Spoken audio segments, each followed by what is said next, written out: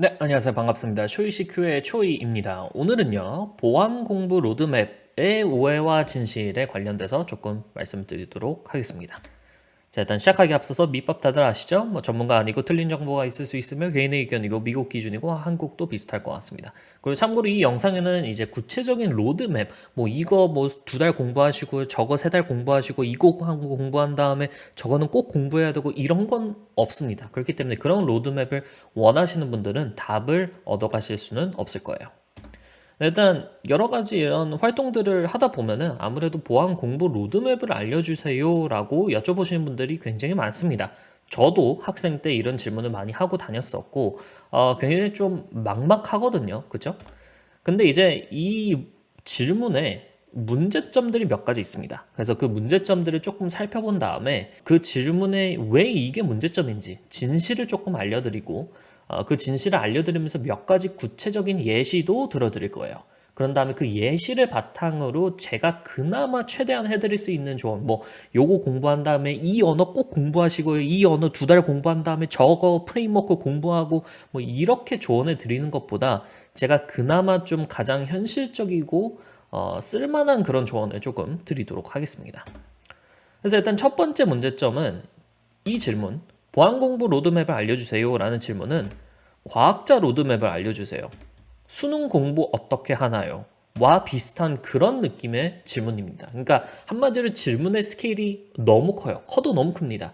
예를 들어서 과학자한테 가서 과학자 로드맵을 알려주세요 라는 질문을 하면 되게 좀 당황하시겠죠, 그죠? 뭐 과학에도 뭐 물리학도 있고 생물학도 있고 화학도 있고 뭐 심지어 물리학 안에서도 뭐 고정역학, 뭐 양자역학, 이론 물리학, 뭐 실험 물리학 뭐 이렇게 다 나눠져 있는데 그냥 다짜고짜 과학자 로드맵을 알려주세요라는 질문을 하면은 되게 좀 당황스러울 수밖에 없습니다.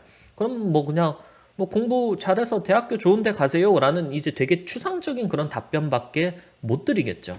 보안도 마찬가지입니다. 정보 보안이라는 것도 이 정보 보안 하나만 그냥 뭐 이렇게 뭉뚱그려 있는 것 같아 보이는데 2023년도 기준으로 굉장히 많은 서브 도메인들이 있습니다.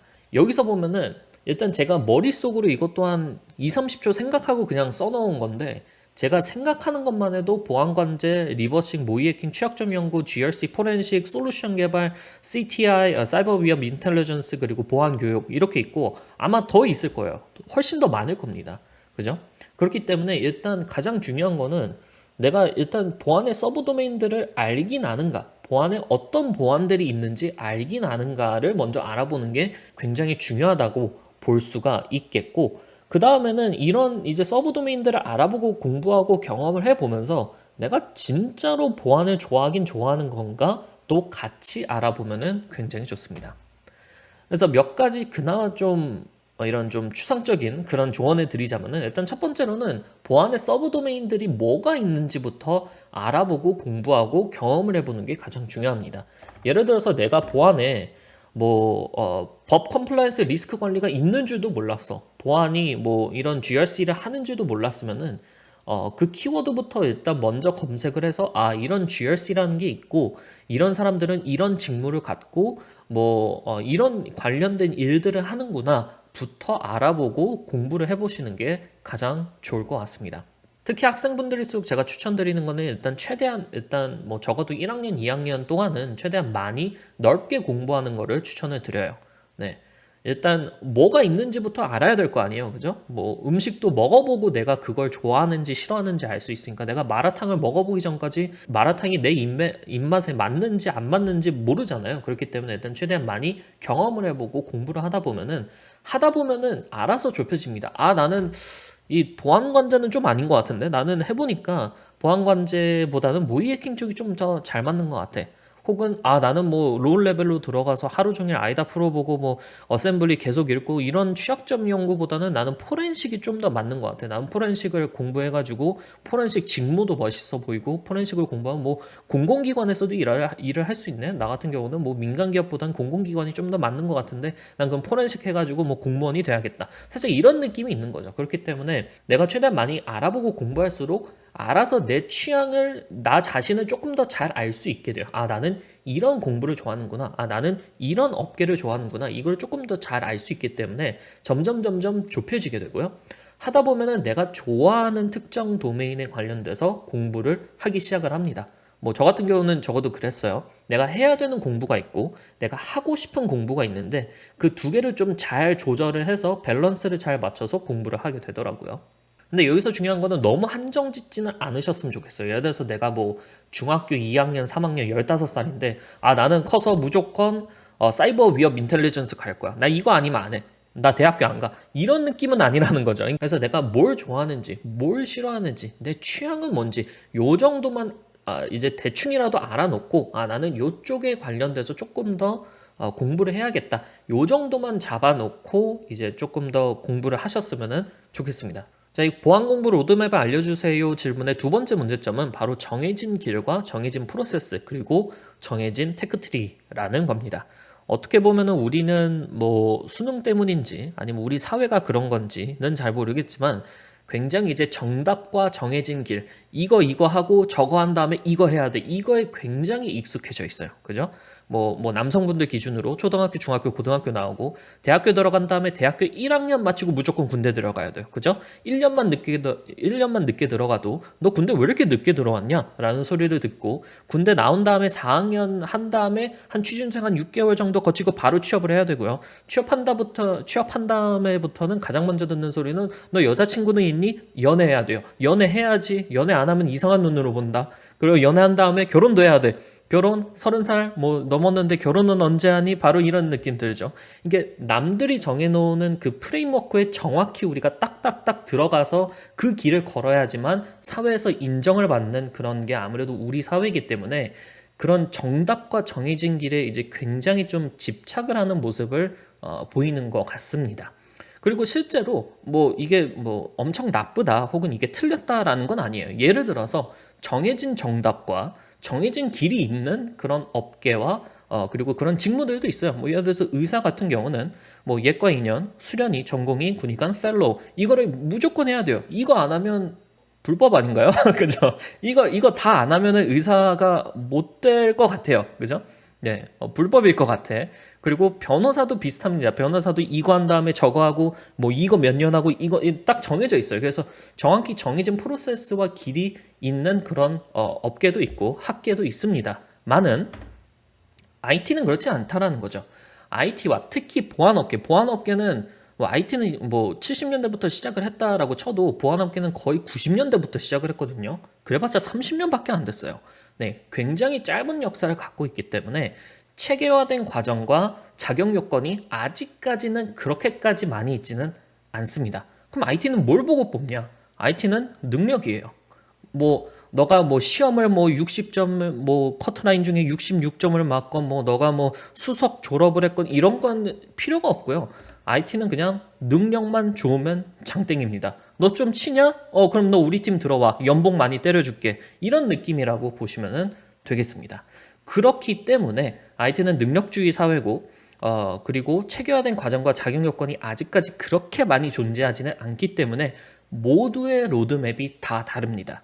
네, 이제 저희가 소위 해커라고 부르시는 분들 혹은 보안업계에서 일하시는 분들을 보면은 로드맵이 다 달라요. 몇 가지 예시를 들어드리면 요분들 같은 경우는 뭐 실제로 제가 뭐 거의 뭐 금요일 날도 같이 일을 했던 사람들이에요. 그러니까 저랑 같이 매일매일 일을 하시는 분들의 이제 링크드인 페이지를 제가 좀 이렇게 보고 그거를 바탕으로 이렇게 써놨는데 뭐 예를 들어서 미국 해병대 네트워크 엔지니어로 시작하신 분도 있어요. IT를 아예 몰랐다가 해병대에 입대를 하고 해병대에서 이제 보병으로 조금 뛰다가 뭐 IT 쪽으로 갈 일이 있어가지고 IT 쪽으로 이제 직무를 전환하시고 그 다음에 거기서 이제 네트워크 엔지니어링을 하다가 전역을 하고 민간 이제 기업으로 나와서 내가 네트워크 엔지니어였으니까 네트워크 보안을 한번 해봐야겠다. 난 보안 쪽에 관심이 많으니까. 그래서 네트워크 보안을 하시다가 악성 코드를 너무 많이 보니까 이 악성 코드가 궁금한 거야. 그래서 악성 코드 분석으로 뛰어들고 내가 미국 해병대에도 있었고 거기서 이제 리더십도 보였고 네트워크 보안도 알고 악성 코드 보안도 아니까 보안관제 팀장으로 갔다가 CISO가 되신 분도 있고 거의 80년대, 90년대 하드웨어 해킹 이제 취미 삼아서 시작을 했다가 하드웨어 해킹을 이제 쭉 하다가 그거를 이제 직업으로 삼지는 못하고 대학교 들어가고 대학교 졸업하신 다음에 좀 가정적인 금전적인 형편이 어려워서 마케팅 회사에 들어가셨던 분도 계세요. 그래서 마케팅 회사에 들어가서 뭐 여러 가지 글 쓰는 일을 하다가 보안 뉴스 쪽 기자가 된 다음에 그 보안 뉴스 기자에서 뭐 APT 그룹이니 뭐니 이제 맨날 그렇게 기사를 쓰다 보니까 궁금해가지고 사이버 스레트 인텔리전스, 사이버 위협 인텔리전스 쪽으로 가신 다음에 거기서 몇 년 동안 일을 하다가 모의 해커가 된 다음에 지금은 저희 팀의 테크 리더로 계신 분도 있고, 심지어 IT 쪽으로 대학교를 나왔다가 IT가 재미가 없어서 PT 트레이너, 헬스장 PT 트레이너 분들 계시죠? 그 PT 트레이너를 하다가 그래도 IT 쪽이 돈을 많이 번대라는 소리 때문에 보안 솔루션 개발로 들어갔다가 너무 재미가 없어가지고 나온 다음에 모의 해커가 됐다가 회사를 한 2년 정도 다녀보다 보니까 모의 해킹이 재미가 없는 것 같아서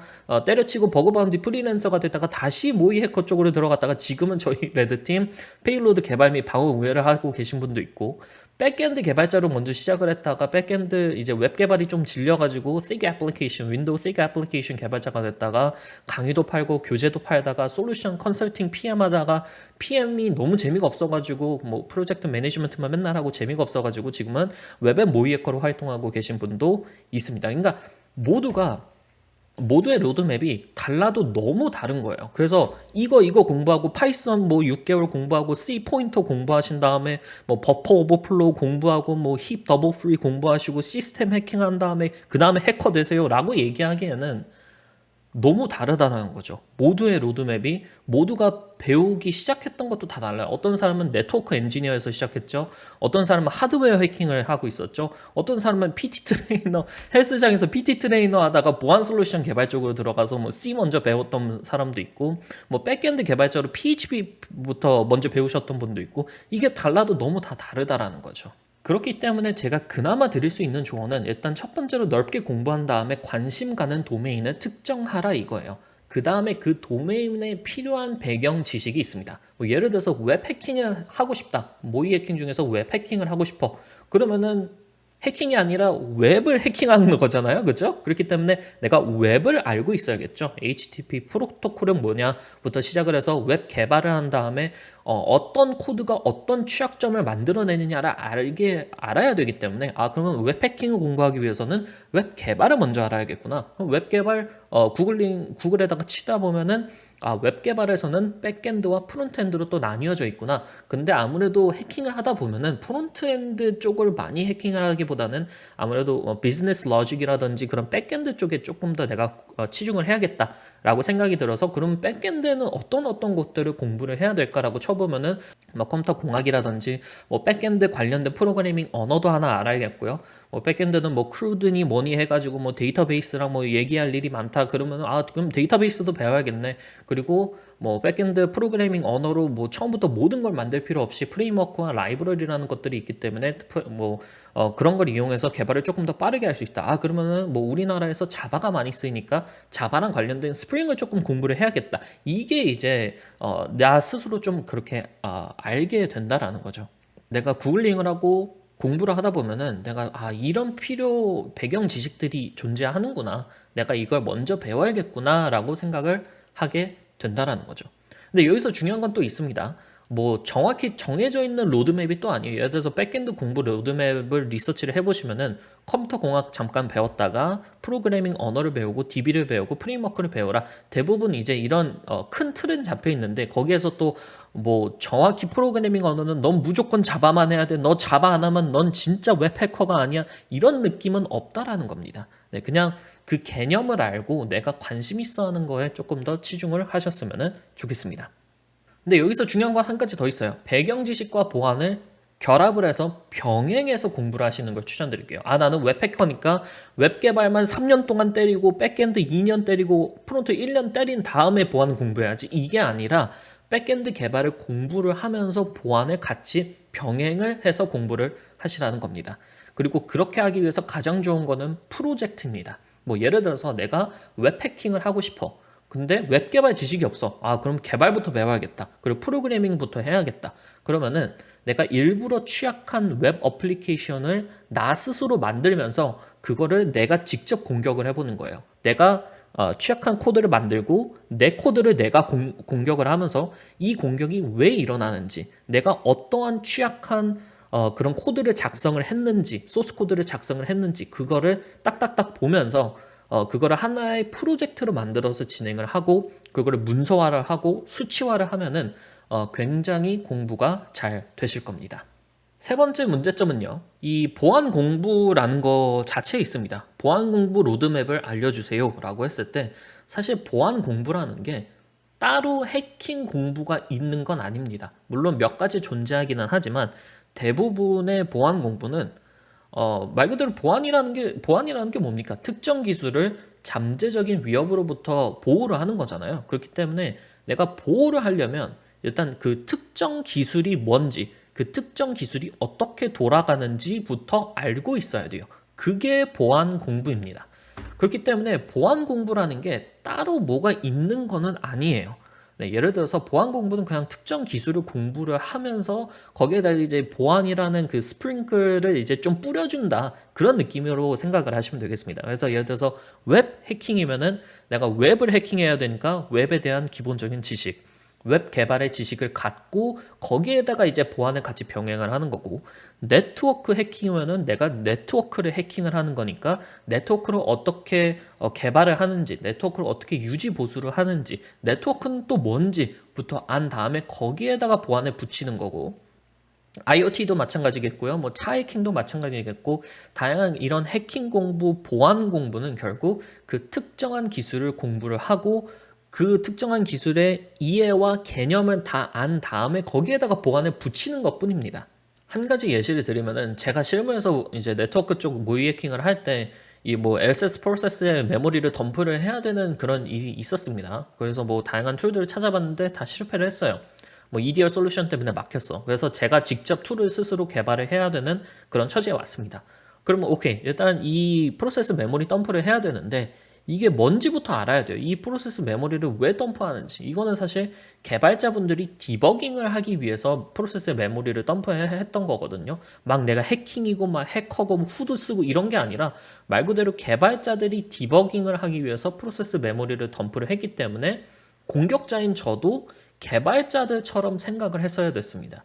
그러니까 이게 무슨 뜻이냐면은 개발자들이 디버깅을 하기 위해서 뭐 미니덤프, 라이트덤프라는 이 함수가 존재하고 이거를 이용을 해서 덤프를 하는구나를 저도 그냥 같이 공부를 했어요.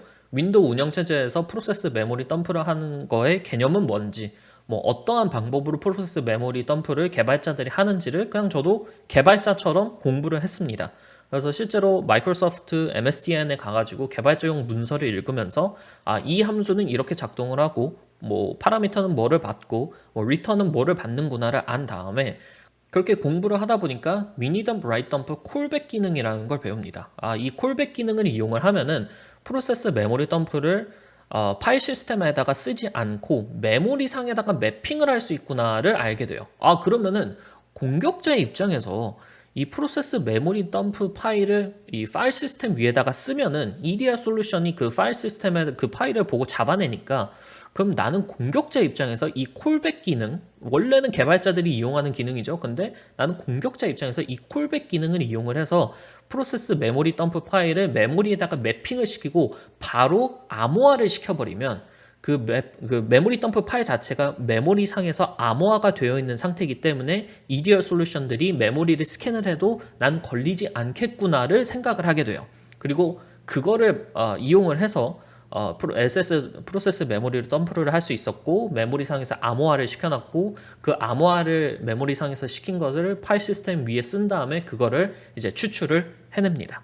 그래서 사실 뭐 이게 뭐 막 대단한 해킹을 하고 뭐 이런 게 아니에요. 그냥 말 그대로 개발자용 문서를 읽었고요. 그 개발자용 문서에서 개발자들이 이런 콜백 기능을 사용을 했구나를 읽었고 원래는 콜백 기능이 이렇게 사용되는 건데 공격자의 관점에서 내가 이렇게 사용하면은 EDR 솔루션들을 우회할 수 있겠네?를 생각을 한 번 더 했을 뿐입니다. 보안이라는 것을 한 단계만 더 생각을 했을 뿐이에요. 그렇기 때문에 제가 조언을 드릴 수 있는 거는 내가 관심 있는 특정 IT 기술에 대해서 먼저 그걸 알아보고 공부를 해보자라는 거예요. 뭐 내가 웹 해킹을 하고 싶다? 그럼 내가 웹 기술에 대해서 알고 있는지, 내가 관심이 있는지 한번 알아보자라는 거죠. 그게 뭐 웹이 될 수도 있겠고, 뭐 윈도우 맥OS처럼 이제 엔드포인트 시큐리티가 될 수도 있겠고, IoT, OT, 모바일, 자동차 뭐 엄청 많죠. 그렇기 때문에 그 특정 기술에 대해서도 같이 공부를 해보자. 너무 보안 공부만 하고 막 뭐 취약점이니 공격 방법이니 엑스플로이트니 이런 것만 공부하지 말고 내가 뭘 보완을 할 것인지 그 특정 IT 기술에 대해서도 공부를 같이 하자라는 거죠. 근데 이제 여기에다가 보완을 같이 곁들이면서 그걸 병행을 하면서 공부를 하자라는 거죠. 예를 들어서 저 같은 경우도 대학교에 다녔을 때 뭐 스위치랑 뭐 라우터 뭐 선 꼽고 이러면서 이제 네트워킹 레이어 2, 레이어 3를 배웠어요. 그리고 이제 레이어 2를 배우면서 이제 ARP에 관련돼서 배웁니다. 뭐 Address Resolution Protocol 뭐 이런 걸 배워요. 근데 그 프로토콜을 배우면서 그냥 궁금해가지고 ARP Attacks인가 뭐 ARP Vulnerability 뭐 이런 거를 같이 구글링을 해봤는데 가장 첫 번째로 나왔던 게 ARP Poisoning이랑 ARP Spoofing이었어요. 그래서 뭐야 이 ARP Spoofing이라는 개념은 뭐지? 이 공격은 뭐지?를 구글링을 또 해보니까 뭐 다양한 방식으로 뭐 MAC address를 뭐 스푸핑을 할 수 있다. 뭐 이런 걸 알게 됩니다. 그러면서 교수님한테 가서 물어봤어요. 교수님, 저희가 어제 ARP에 대해서 배웠는데 제가 구글링을 해보니까 ARP 스푸핑이라는 게 있더라고요. 제가 이제 보안학과인데 이거는 뭔지 조금 더 알려주실 수 있나요? 하니까 이제 교수님이 막 좋으셔가지고 막 이제 막 이렇게 설명을 해주시다가 너가 진짜 궁금하면은 너가 직접 ARP 스푸핑 툴을 검색을 해보고 이 와이어샤크라는 프로그램을 이용을 해서 너가 한번 패킷을 뜯어봐라 라는 말씀을 해주셨어요. 그래서 뭐야 이거 나 와이어샤크에 대해서 뭐 CTF 할 때 한두 번 보기는 했는데 패킷을 뜯어본 적은 없었네. 근데 ARP의 패킷이 어떻게 생겼지? 부터 시작을 해가지고 이제 RFC 826을 읽으면은 뭐 ARP 스푸핑 뭐 ARP에 관련된 내용이 나오면서 ARP 패킷이 나오거든요. 네, 그거를 보면서 내가 직접 ARP 스푸핑 툴을 이용을 해서 내가 내 홈랩에서 공격을 해보면서 와이어샤크 틀어놓고 와이어샤크로 패킷 한번 뜯어보고 이러면서 그렇게 공부를 하고 나중에는 ARP 스푸핑 툴도 재밌는데 친구한테 들었던 게 그때 당시 저희가 파이썬을 배우고 있었기 때문에 파이썬에 Scape이라는 라이브러리가 있는데 그 Scape 라이브러리를 사용을 하면은 ARP 패킷을 내가 직접 제작을 할 수 있대요. 파이썬으로. 그래서 신기하다 싶어가지고 툴만 사용하는 건 재미가 없으니까 내가 툴을 만들어 봐야겠다. ARP 스푸핑을 할 수 있는 툴을 제작을 해봐야겠다 해서 파이썬을 이용을 해서 뭐 거의 막 70줄, 80줄 엄청 허접한 그런 툴을 만듭니다. 그래서 그거를 프로젝트화하고 문서화를 해놨었죠. 그래서 이렇게 이제 특정 IT 기술, ARP에 대해서 내가 배웠지만 이 ARP 중에서도 이제 보안을 곁들였죠. ARP 스푸핑이라는 걸 배웠고 와이어샤크로 패킷을 뜯어보는 걸 배웠고 파이썬 스케이피 라이브러리로 내가 패킷을 만들고 제작을 해보는 걸 같이 배웠단 말이에요. 그래서 내가 특정 기술을 배우면서도 그 특정 기술과 보안을 같이 병행을 해서 배웠다라고 보시면 되겠습니다. 자, 그래서 이제 여기서 중요한 거는 특정 IT 기술. 이제 뭐 내가 웹에 관심이 있다, 윈도우에 관심이 있다. 이것도 좋은데 내가 좋아하는 기술과 기업이 좋아하는 기술을 같이 공부하면은 좋습니다. 네. 예를 들어서 나는 뭐 OT나 모바일을 좋아하는데 뭐 내가 관심 있는 분야에서는 뭐 웹과 모바일이 뜨겁다. 그러면은 웹도 같이 공부를 해주면은 뭐 나중에 취업을 할 때는 도움이 조금 더 되겠죠. 자, 마지막 문제점과 진실, 보안 공부 로드맵을 알려주세요의 문제점과 진실은 보안 공부는 적어도 뭐 다른 개발은 모르겠어요. 제가 개발자가 아니기 때문에. 근데 보안 공부는 로드맵, 1차원적이고 이렇게 순차적인 로드맵이 아니라 스파이더 웹이라고 생각을 하시면 되겠습니다. 그래서 내가 뭘 공부하건 간에 뭐 내가 웹 해킹을 공부하건 내가 뭐 네트워크를 공부하건 내가 ARP를 배우건 내가 뭐 ARP 스푸핑을 배우건 뭘 공부하건 간에 이게 다 거미줄처럼 얽히고 설키게 돼요. 네, 나중에는. 그래서 이거 공부하고 저거 공부하고 이거 끝난 다음에 이거 공부하고 이렇게 공부를 하시는 것도 나쁘진 않은데 그냥 말 그대로 내가 관심 있고 내가 좋아하는 분야의 공부들을 다 하다 보면은 나중에 그게 거미줄처럼 이렇게 다 얽히고 설키게 된다라는 거죠. 그렇기 때문에 관심 있고 내가 재밌어하는 공부를 우선시하는 것을 추천을 드리고 나중에 이제 내가 취업을 준비를 해야 된다. 그러면은 이제 취업 준비용 공부를 같이 하시면 좋죠. 근데 나중에 취업 준비용 공부를 할 때도 내가 좋아하는 분야의 공부를 많이 했었으면은 취업 준비용 공부를 따로 할 필요가 없을 정도로 되게 보안에 관련된 기본적인 개념이나 그런 지식들이 많이 쌓여 있는 경우가 굉장히 많습니다. 자, 그래서 이제 영상이 굉장히 길어졌는데요. 간단하게 조금 이렇게 정리를 해드리면은 정답, 이 보안 공부 로드맵이라는 정답, 뭘 공부하고 뭐 끝난 다음에 뭘 공부하고 이거 공부하고 이거는 있긴 있습니다. 이제 대부분 그런 트렌드는 있어요. 예를 들어서 맨 처음 시작하는 뭐 초보자한테 가서 어셈블리 공부해 오세요 이러는 사람은 많이 없거든요. 네, 그래서 정답이라고 하는 그런 경향성이나 트렌드는 있는데 사실 또 없습니다. 네.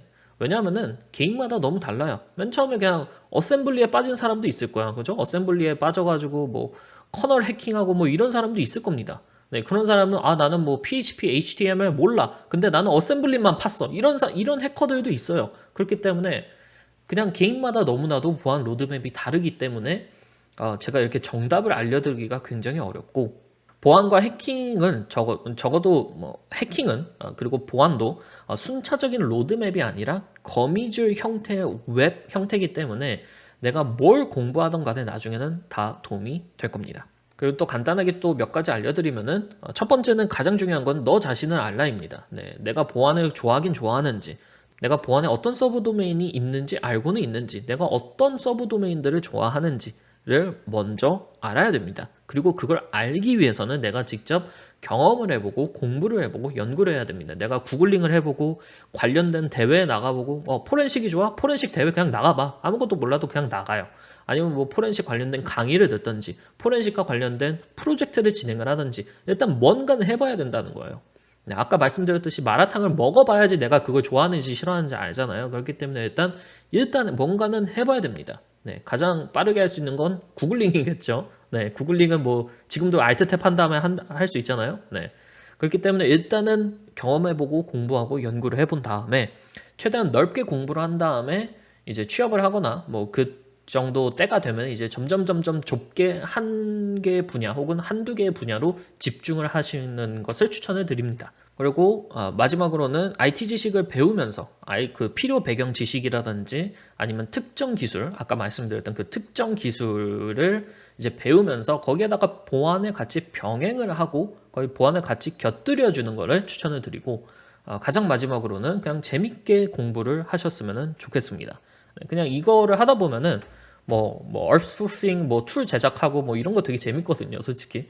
저는 되게 재밌게 했습니다. 뭐 와이어샤크로 뭐 패킷 뜯어본 다음에 이 필드에 이게 뭐 잘못됐기 때문에 얼프스푸핑이 가능했구나. 뭐 이런 맥 애드레스가 들어있구나. 이런 거를 보고 그냥 그 툴을 제작을 하고 얼프스를 읽고 이런 게 그냥 저는 너무 재밌기 때문에 진행을 했거든요. 그렇기 때문에 여러분들도 특정 기술에 대해서 깊게 파고 들어가는 것, 그리고 그거를 뭔가 의도치 않게 내가 내 지식을 이용해서 뭔가를 바꿔서 공격을 해보고 방어를 해보는 것, 이런 걸 좀 재밌게 즐기셨으면 좋겠습니다.